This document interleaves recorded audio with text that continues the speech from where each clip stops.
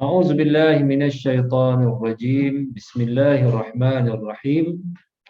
الحمد لله رب العالمين، وبه نستعين على أمور الدنيا والدين، والصلاة والسلام على أشرف المرسلين وعلى آله وصحبه أجمعين. رب اشرح لي صدري ويسر لي أمري واحلل عقدة من لساني يفقه قولي. بسم الله الذي لا يضر مع اسمه شيء في الأرض ولا في السماء وهو السميع العليم. اللهم صل وسلم وبارك على سيدنا محمد، طب القلوب ودوائها وعافية الأبدان وشفائها ونور الأبصار وضيائها، وعلى آله وصحبه وبارك وسلم تسليما كثيرا. اللهم افتح لنا أبواب الخير وأبواب البركة وأبواب النعمة وأبواب الرزق وأبواب الصحة وأبواب السلامة وأبواب القوة وأبواب العلم وأبواب الجنة. آمين يا رب العالمين. Alhamdulillah. Para penonton sekalian, para jemaah kaum muslimin muslimat, khususnya jemaah Masjid Kasim, Assalamualaikum warahmatullahi wabarakatuh. Apa khabar para jemaah sekalian? Mudah-mudahan semuanya dalam keadaan sihat walafiat. Amin ya rabbal alamin. Bagi mereka yang tidak sihat, semoga Allah Taala berikan kesihatan dan kesembuhan insya-Allah. Bagi mereka yang mungkin ada masalah, semoga Allah Taala berikan jalan keluar bagi masalah kita, masalah keluarga dan sebagainya. Insya-Allah, amin ya rabbal alamin. Baik, hari ini kita teruskan lagi pengajian kita, indahnya bersama Rasulullah sallallahu alaihi wasallam. Tajuk buku yang kita bincangkan ni mana indah, bagaimana kalau dapat bersama baginda di syurga yang paling tinggi. Baik. Di sini kita akan bicarakan tajuk hari ini berkenaan ada 3 sifat sabar yang boleh bersama baginda di syurga. 3 sifat sabar yang boleh bersama baginda di syurga. Ini 3 perkara kita akan bincangkan. Cuma kalimat sabar ni satu kalimat yang senang diucapkan tetapi memang sukar hendak dibuat. Tapi insya-Allah mudah-mudahan dengan izin Allah Taala, insya-Allah mudah-mudahan Allah Taala memberikan kita sifat sabar yang kuat dan mudah-mudahan orang yang sabar itu akan insya-Allah mendapat syurga yang paling tinggi dan mudah-mudahan bersama Rasulullah sallallahu alaihi wasallam. Jadi kita akan mengkaji sedikit tentang sifat-sifat sabar ini dalam buku Indahnya Bersama Rasulullah di Syurga. Baik, kita mulakan pengajian kita dengan baca surah Al-Fatihah. Mudah-mudahan Allah Subhanahu wa taala menggolongkan kita bersama golongan as-sabirun, orang-orang yang sabar. Sebab orang yang kuat bersabar ini insya-Allah akan bersama baginda sallallahu alaihi wasallam syurga. Malahan nanti kita akan bincangkan juga, iaitu Rasulullah berdoa untuk bersama orang-orang fakir miskin. Pasal apa? Sebab orang-orang fakir miskin yang mendahului masuk syurga sebab kesabaran mereka dengan kesusahan hidup. InsyaAllah kita akan bincang nanti selepas kita membaca surah Al-Fatihah. Mudah-mudahan akan dikumpulkan kita bersama baginda sallallahu alaihi wasallam ala hazihi niyah wa ala kulli niyatin salihah. وإلى الحبيب المصطفى صلى الله عليه وآله وسلم وإلى جميع المؤمنين والمؤمنات. الفاتحة. أعوذ بالله من الشيطان الرجيم. بسم الله الرحمن الرحيم. الحمد لله رب العالمين الرحمن الرحيم مالك يوم الدين إياك نعبد وإياك نستعين اهدنا الصراط المستقيم صراط الذين أنعمت عليهم غير المغضوب عليهم ولا الضالين. Amin ya rabbal alamin. Alhamdulillah. Baik, tajuk kita pada hari ini para jemaah iaitu 3 sifat sabar yang boleh bersama baginda sallallahu alaihi wasallam di syurga. Iaitu 3 perkara ini kita tahu para jemaah, kita ini perlu sabar dalam 3 perkara. Kalau 3 perkara ini kita sabar dan kuat kesabaran kita, insya-Allah syurga lah tempat kita insya-Allah, dan bukan itu saja mendapat syurga yang tingkatan yang terbaik dan mudah-mudahan bersama Rasulullah sallallahu alaihi wasallam. Baik, apa dia 3 kesabaran? Pertama sekali, sabar dalam menjalankan perintah Allah Subhanahu wa taala. Allah Taala memerintahkan kita buat, Tapi kalau kita lihat benda-benda nak buat ni, walaupun kita kena buat, tapi banyak yang Allah Ta'ala suruh ni, insya-Allah saya percaya kita pun tahu diri kita, insya-Allah kebanyakan ni kita boleh buatlah. Walaupun ada yang kadang-kala apa kena buat qada, kadang-kala terlepas, tertidur ataupun puasa Ramadan, yalah mungkin tak dapat dan sebagainya, tapi tetap kita boleh qada. Jadi kalau pertama sekali dalam sabar dalam menjalankan perintah Allah Ta'ala. Kalau kita dapat buat, Masya Allah. Sabar dalam bangun subuh, sabar untuk apa ni menjalankan perintah Allah. Tuhan suruh kita kena buat. Kahwin, kena kahwin, tak boleh apa benda-benda yang ni lah. Begitu juga kita kena pergi haji, disuruh kita, ya benda-benda yang wajib. Alhamdulillah kalau kita tak mampu pun kita dimaafkan, la yukallifullahu nafsan illa usaha. Kalau tak mampu kita kena buat qada. Kalau tak dapat puasa kerana sakit, kita boleh tengok kalau kita mampu qada hari lain ataupun kita bayar fidyah dan sebagainya. Haji pun kalau ada orang ada masa-masa tak mampu, contohnya kena boleh buat badal haji dan sebagainya. Jadi insya-Allah lah. Pertama mudah-mudahan kita berjaya iaitu sabar menjalankan perintah Allah Subhanahu Wa Taala. Yang kedua ni agak susah sedikit. Pertama pun susah juga tapi insya-Allah mudah-mudahan kita dapat laksanakan. Yang kedua agak berat sedikit iaitu sabar meninggalkan larangan Allah Subhanahu Wa Taala. Sepatutnya yang pertama tu susah menjalankan perintah Allah Taala.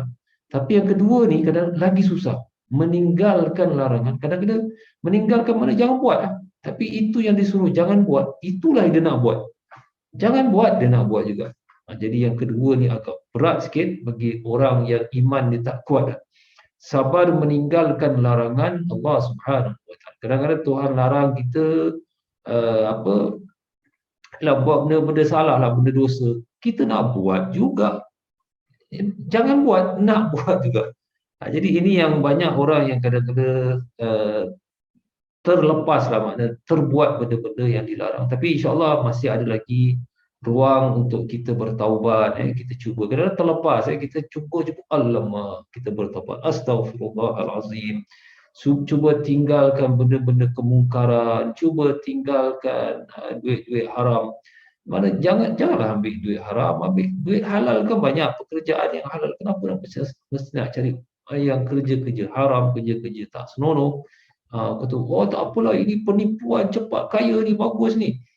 Jadi para jemaah, inilah suruh tinggalkan, tapi susah nak juga buat benda-benda yang tidak baik. Jadi insya-Allah kalau kedua ni kita dapat meninggalkan larangan Allah Subhanahu Wa Taala, kita dah satu peringkat lagi berjaya. Mudah-mudahan insya-Allah dipermudahkanlah. Baik, yang ketiga ni yang kita nak fokus sedikit sebab ini yang ada masa-masanya. Yang ketiga ni yang paling agak setengah-setengah orang kadang-kadang tak berjaya. Ada yang berjaya tapi itu pun banyaklah dia punya kesulitan iaitu sabar dengan ujian kehidupan. Ujian kehidupan sakit, ujian kerja, ujian nauzubillah lah musibah, sekarang ni penyakit berjangkit, macam-macam ujian.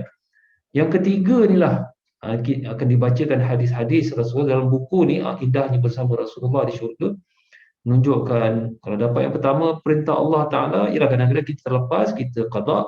Yang kedua kadang-kadang terbuat larangan Allah Ta'ala, kita bertaubat. Yang ketiga ni lalu tak terlepas ada juga tak sanggup lah, iaitu sabar dengan ujian kehidupan. Kalau kita dapat yang nombor 3 dan yang kedua pertama, ya Allah, kita akan mendapat kedudukan yang paling tinggi di sisi Allah Subhanahu Wa Taala. Saya bacakan di sini muka surat 482, indahnya bersama Rasulullah di syurga. Ni dia bukunya, indahnya bersama Rasulullah sallallahu alaihi wasallam di syurga. Kita belajar ni. Kita buka muka surat 482, iaitu antara yang boleh membantu bersama baginda sallallahu alaihi wasallam iaitu sabar dengan segala ujian kehidupan. Yang nombor 3 ni. Sesungguhnya orang yang benar-benar sabar dengan segala ujian kehidupan ini kerana Allah Ta'ala seperti ujian pada tubuhnya, hartanya, keluarganya, Allah Ta'ala akan kurniakan kelebihan yang cukup luar biasa padanya, iaitu pahala yang tidak terhitung banyaknya Ini sebagaimana firman Allah Ta'ala, Bismillahirrahmanirrahim, Innama yuwaffas sabiruna ajrahum bighairi hisab. Artinya sesungguhnya akan disempurnakan bagi mereka yang benar-benar sabar pahala yang tidak terhitung banyaknya. Surah Az-Zumar ayat 10. Di sini Al-Quran memberi kita gambaran bahawa orang yang benar-benar kuat kesabarannya, kesabaran menjalankan perintah Allah Ta'ala. Yang kedua, kesabaran meninggalkan larangan Allah Ta'ala. Yang ketiga lagi hebat, kesabaran dalam ujian kehidupan pada tubuhnya, hartanya, keluarganya, macam-macam lah kehidupan. Maka ini kalau dia dapat buat ni, maka pahalanya tak boleh dikira. Maknanya malaikat pun tak tahu berapa banyak pahala orang tersebut. Dan ini memberikan kita gambaran orang yang kuat bersabar kerana Allah Ta'ala akan masuk syurga tanpa hisab. Walaupun Al-Quran tak sebut, walaupun hadis tak sebut, tapi memberi gambaran kalau sekiranya orang tu dah kuat sabar dan pahalanya tidak dapat dikira banyaknya, menunjukkan orang ini akan masuk syurga tanpa dihisab. Macam mana nak hisab? Kalau dah tak tahu ganjaran dia berapa banyak, malaikat pun tak tahu, maka masuk syurga tanpa hisab. Ini menunjukkan hebatnya orang-orang yang sabar. Sebab itu ada hadis menyebut bahawa yang paling banyak diuji oleh Allah Ta'ala adalah para Nabi. Para Nabi yang paling kuat diuji Allah Ta'ala. Supaya apa? Supaya mendapat tingkatan yang paling tinggi di hari akhirat. Para jemaah. Baik, saya teruskan bacaan. Ayat ini jelas menunjukkan bahawa sifat sabar ini pahalanya tidak terhitung banyaknya. Maksudnya pahalanya tanpa dikira-kira, iaitu tidak ada bagi mereka ini timbangan untuk mengira amalan mereka kerana pahalanya terlalu banyak. Dan ini memberi gambaran secara umum menunjukkan orang-orang yang kuat sabarnya ni sebab pahalanya terlalu banyak, maka ini orang insya-Allah akan masuk syurga tanpa kira-kira, tanpa hisab. Pasal malaikat tak tahu nak mengira pahala dia, macam nak kira. Jadi ini menunjukkan sungguh besar sekali kedudukan dan kemuliaan mereka di sisi Allah Ta'ala, dan ini sudah tentu dapat membantu mereka untuk bersama dengan baginda di syurga kelak. Ini dikuatkan lagi dengan hadis-hadis yang berikut ini sebagaimana sabda Rasulullah sallallahu alaihi wa alihi wasallam, innal 'abda idza sabaqat lahu minallahi manzilatan lam yablugha bi'amalihi ibtalahu Allah fi jasadihi aw fi malihi aw fi waladihi. Artinya sesungguhnya seorang hamba itu jika telah ditentukan kedudukannya yang mulia oleh Allah Ta'ala, yang tidak boleh dicapai dengan amalannya, tidak boleh dicapai dengan ibadah dan sebagainya, maka Allah Ta'ala akan memberinya cobaan dan ujian pada tubuhnya atau pada hartanya atau pada anak-anaknya. Ini hadis ni riwayat Imam Abu Dawud dan dihukumkan sebagai sahih. Di sini para jemaah kita kena lihat bahawa ada hadis sahih ini menerangkan bahawa sesungguhnya seorang hamba Allah ni kalau sudah ditentukan baginya syurga yang paling tinggi darjat dan ia tidak boleh dicapai dengan amalan ibadat. Sebab tu saya terangkan tadi, melaksanakan perintah Allah Ta'ala, saya percaya ramai yang boleh buat insya-Allah. Meninggalkan larangan Allah Ta'ala pun insya-Allah boleh buat. Tapi yang tiga ni yang ujian berat-berat ni banyak, kadang-kadang yang susah sedikit ni. Jadi Allah Ta'ala akan uji dia tu pada tubuhnya, pada hartanya, pada anak. Supaya apa? Supaya dia mendapat tempat yang paling tinggi di syurga. Sebab itulah diterangkan tadi Al-Quran sebut sesungguhnya akan disempurnakan bagi orang-orang yang sabar ni pahala tak terkira banyaknya. Jadi ini memberi gambaran para jemaah bahawa sabar dengan segala ujian kehidupan. Macam sekarang COVID, tenang dalam menghadapi ujian. Walaupun memanglah susah kita nak, tapi kita cuba mana yang kita mampu, dan dan kalau kita sabar dengan segala ujian pada tubuh kita, pada harta kita, pada anak-anak kita, insya-Allah tempat yang paling tinggi darjat sebagaimana hadis tadi menyebut. Kalau sudah ditentukan darjat yang paling tinggi, maka Allah Ta'ala akan uji dia.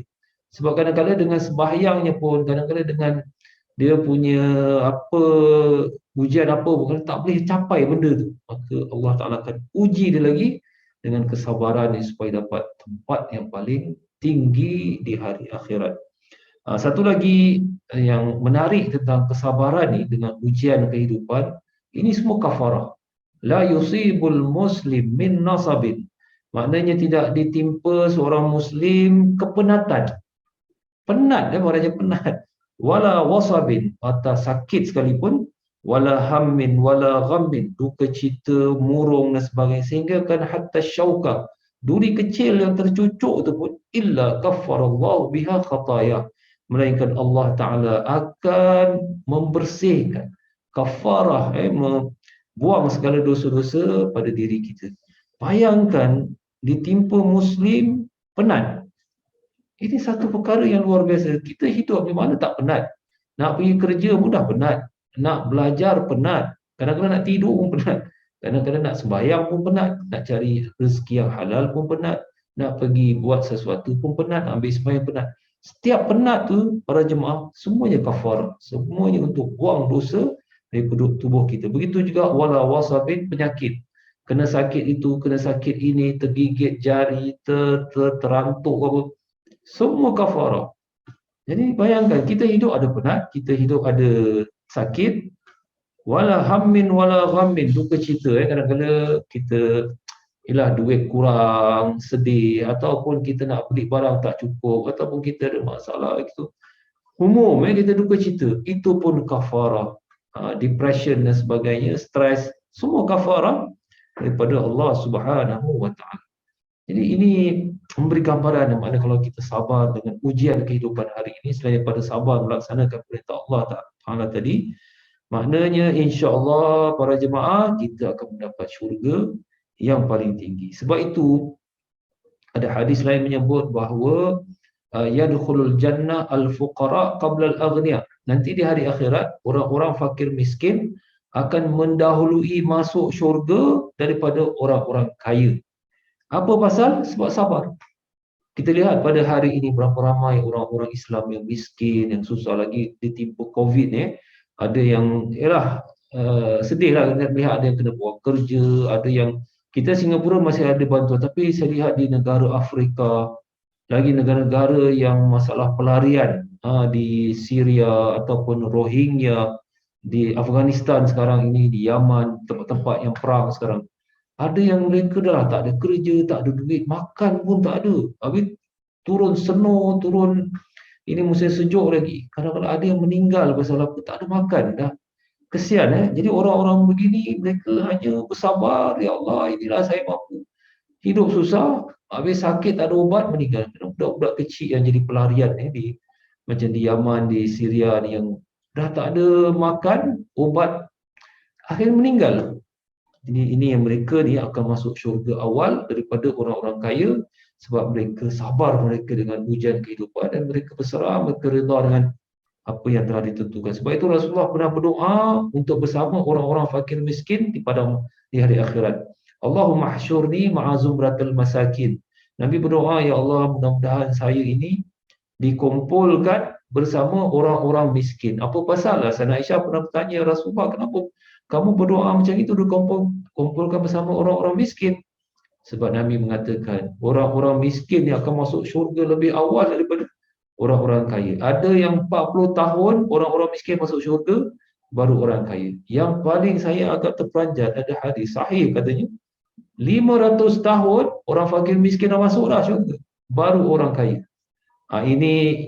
Ini mungkin orang-orang kaya yang kedekut, yang bakhil. Maknanya simpan duit. Mungkin dia keluarkan zakat juga, tapi dia nak sedekah, dia nampak orang-orang Islam yang susah depan mata, dia tak nak tolong. Dia kata aku dah bayar zakat. Jadi dia boleh masuk syurga, tapi sebab lokek dia ni menjadi dia lambat masuk syurga.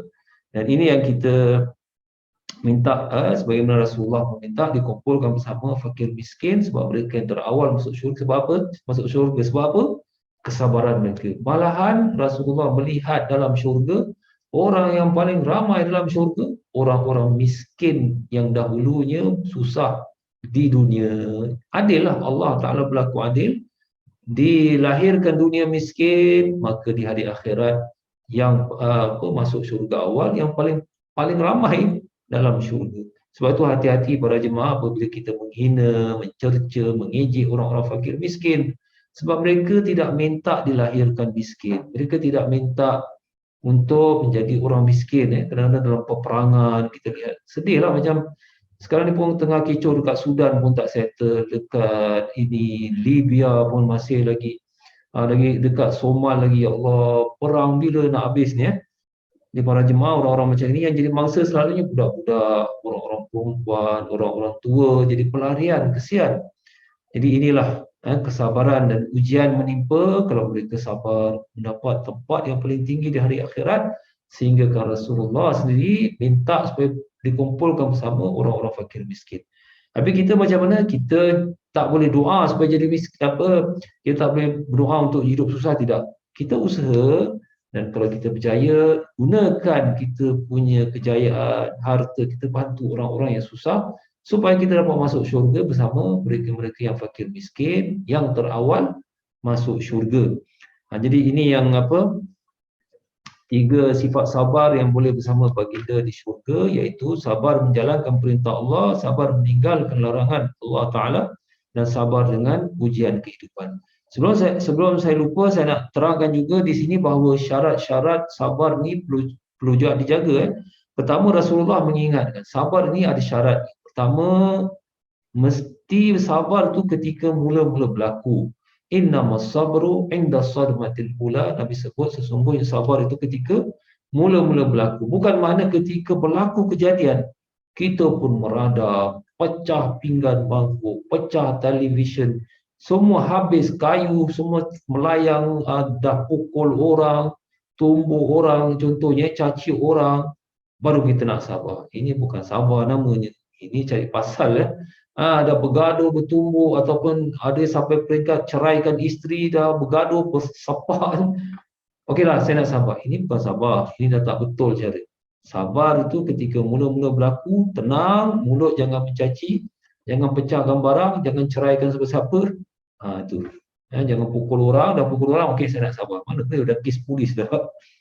Mula-mula berlaku. Kedua, sabar kerana Allah Ta'ala. Bukan sabar kerana saya sabar kerana si fulan supaya dia tengok saya sabar, maka saya tak sabar kerana Allah Ta'ala. Yang ketiga, bukan dalam hal kejahatan, sabar bukan dalam hal dosa ataupun sabar dalam kerja haram.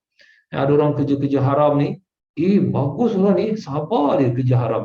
Ini sabar tak ada pahala. Merompak, buat planning bertahun-tahun nak merompak ni, sabar dia. Ini sabar tak ada pahala, tak sabar dosa lagi. Dia sabar dia, dia buat jahat, dia menipu orang bertahun-tahun dah. Sabar dia, ini sabar semua tak ada pahala. Sabar bukan dalam hal kejahatan, tapi hal dalam dibenarkan dalam syariat dan kerana Allah Ta'ala. Jadi itu sahaja para jemaah yang saya dapat sampaikan, tiga sifat sabar yang boleh bersama baginda di syurga. InsyaAllah mudah-mudahan kita termasuk dalamnya. Saya akhiri subhanakallahumma wa bihamdika asyhadu an la ilaha illa anta astaghfiruka wa atubu ilaik. Wassallallahu ala sayyidina Muhammad wa ala alihi wa sahbihi wasallam. Alhamdulillahi rabbil alamin. Wassalamu alaikum warahmatullahi wabarakatuh.